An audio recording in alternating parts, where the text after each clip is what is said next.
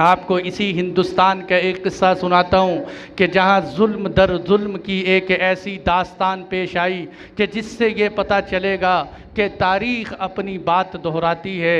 अगर किसी पर जुल्म हो तो ये जुल्म अपने ऊपर वापस आता है। इस हिंदुस्तान के अंदर एक आलम शाह सानी हुआ करते थे और ये वक़्त के वहाँ बादशाह थे। इन्होंने नजीबुद्दौला और नजीबुद्दौला शाह आलम सानी के बड़े मुहसिन थे। इन्होंने मुसीबत के वक़्त शाह आलम सानी की बड़ी मदद की थी। इसने नजीबुद्दौला के पोते नजीबुद्दौला का बेटा कब्ज़ा खान ज़ाब्ता खान, इसने ज़ाब्ता खान के गौसगढ़ पर हमला किया और उसको तबाह बर्बाद कर दिया।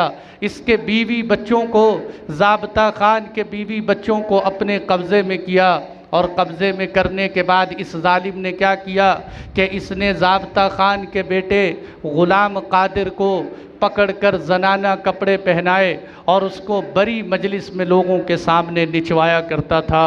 उसकी क़ुव्वत मर्दानगी ख़त्म कर दी थी।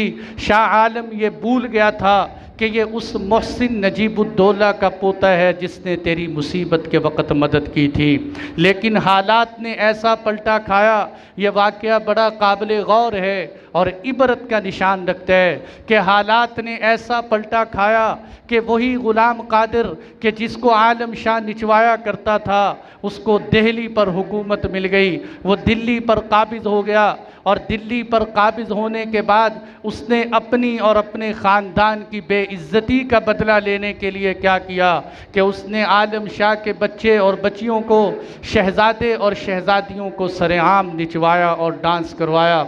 और उसके बाद उसने आलम शाह को पकड़कर ज़बरदस्ती मजबूर किया कि वो अपनी आँखों के साथ अपने शहज़ादों और शहज़ादियों को नाचता हुआ देखे। मेरे दोस्तों, वो क्या मंज़र होगा कि तैमूरी ख़ानदान की शहज़ादियाँ एक बूढ़े बादशाह के सामने डांस कर रही हों। लेकिन क्या कल इस आलम शाह ने उस ग़ुलाम कादिर को निचवाया था, आज इसकी बारी है कि अपनी आँखों के सामने देख रहा है।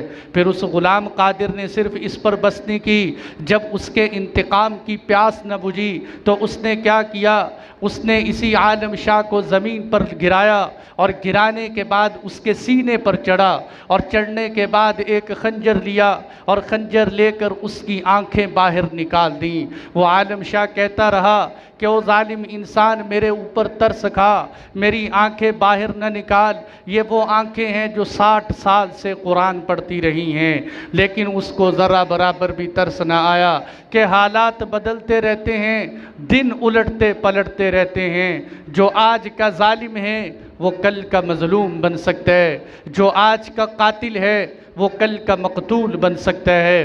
फिर हालात ने कैसा पलटा खाया कि जब इसने उसी आलम शाह की आंखें निकाल दी, उधर मरहटों की फ़ौज आई और जब इसको पता चला कि फ़ौज आलम शाह को बचाने के लिए दिल्ली के करीब आ चुकी है तो इसने अपने सिपाहियों को जमा करके बताया। लेकिन वो मरहटों की फ़ौज से इतना डरे कि इसको अकेला छोड़कर भाग गए और ये अकेला खड़ा रहा।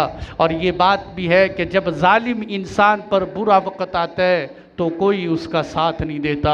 ये जालिम इंसान वहाँ अकेला खड़ा रह गया और जब इसने देखा कि फ़ौज आ रही है, ये घोड़े पर अकेला भागा लेकिन पकड़ा गया। और उस फ़ौज का एक सरदार था जिसका नाम संधिया था।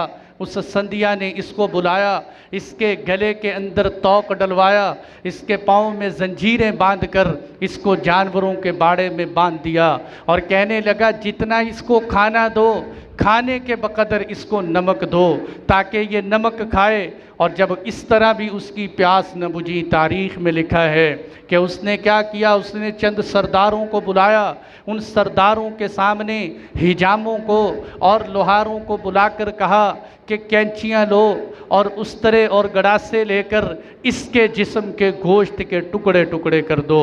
उसके जिस्म के गोश्त को नोच दिया गया, बल्कि बाज़ तारीख़ी रिवायात में यहाँ तक भी लिखा है कि पहले उसने गधे के ऊपर इसको उल्टा बांध कर भीख मंगवाई और फिर इसकी ज़ुबान काटी और फिर आँखें और कान और नाक निकाल कर उस आलम शाह के पास तोहफे के लिए भेजे कि मैंने आपके जुल्म का बदला ले लिया। मेरे दोस्तों, यहाँ गौर करने की बात यह है कि वो आलम शाह कि जो कल ग़ुलाम कादिर को निचवाया करता था, आज ख़ुद उसने अपनी आँखों के सामने अपने शहज़ादे शहज़ादियों को नाचते देखा।